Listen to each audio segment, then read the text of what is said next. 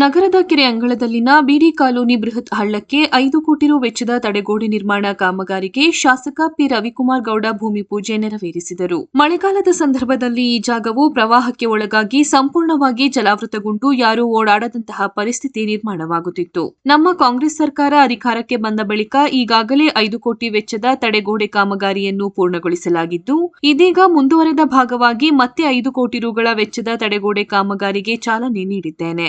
ಜೊತೆಗೆ ಈ ಭಾಗದಲ್ಲಿ ಕುಡಿಯುವ ನೀರಿನ ಸಮಸ್ಯೆ ಸೇರಿದಂತೆ ಹಲವು ಅಭಿವೃದ್ಧಿ ಕಾಮಗಾರಿಗಳಿಗೆ ಯೋಜನೆ ರೂಪಿಸಿಕೊಂಡಿದ್ದು, ಮುಂದಿನ ದಿನಗಳಲ್ಲಿ ಚಾಲನೆ ನೀಡುವುದಾಗಿ ಶಾಸಕರು ತಿಳಿಸಿದರು. ಇದೇ ವೇಳೆ ಶಾಸಕ ಪಿ ರವಿಕುಮಾರ್ ಗೌಡ ಅವರನ್ನು ಈ ಭಾಗದ ಮುಖಂಡರು ಅಭಿನಂದಿಸಿ ಧನ್ಯವಾದ ಸಮರ್ಪಿಸಿದರು.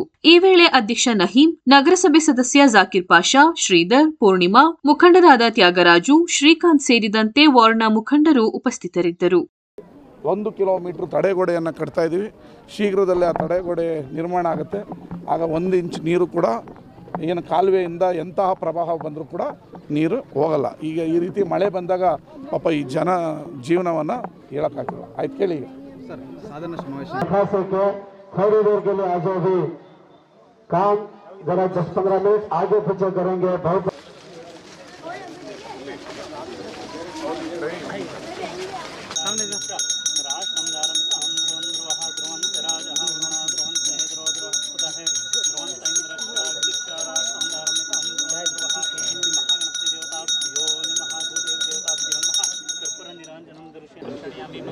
पादोदकं समर्पयामि.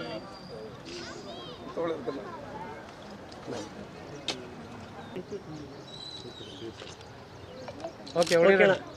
ನೀವೇ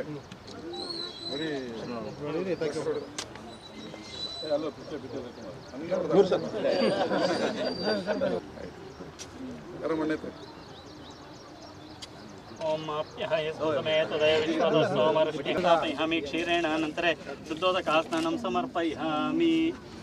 ओम हरिद्राचूर्णं समर्पयामि, कुङ्कुमाचूर्णं समर्पयामि, अलङ्कारक्षतनं समर्पयामि, नानाविधपरिमळपुष्पाणिं समर्पयामि. तदा उत्तरमङ्गलनीराञ्जनं दर्शयामि, रक्षां धारयामि.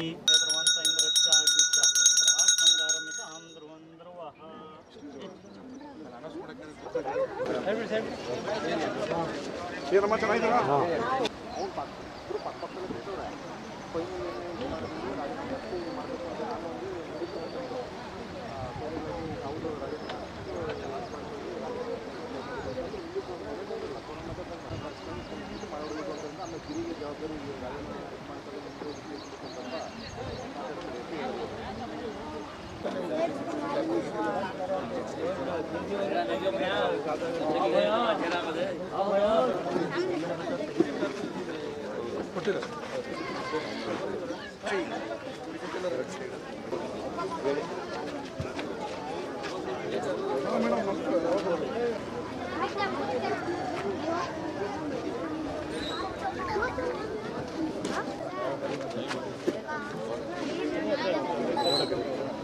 बैठो, चेहरा में बैठो, चेहरा में बैठो.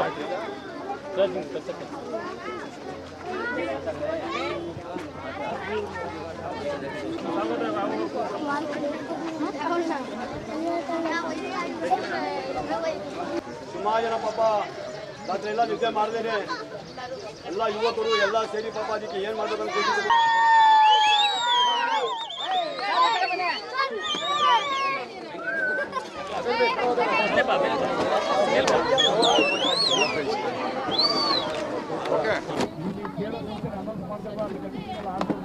ಹೋಗಿದಾರಾ?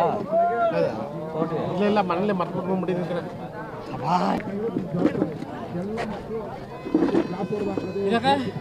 ಬೈಟು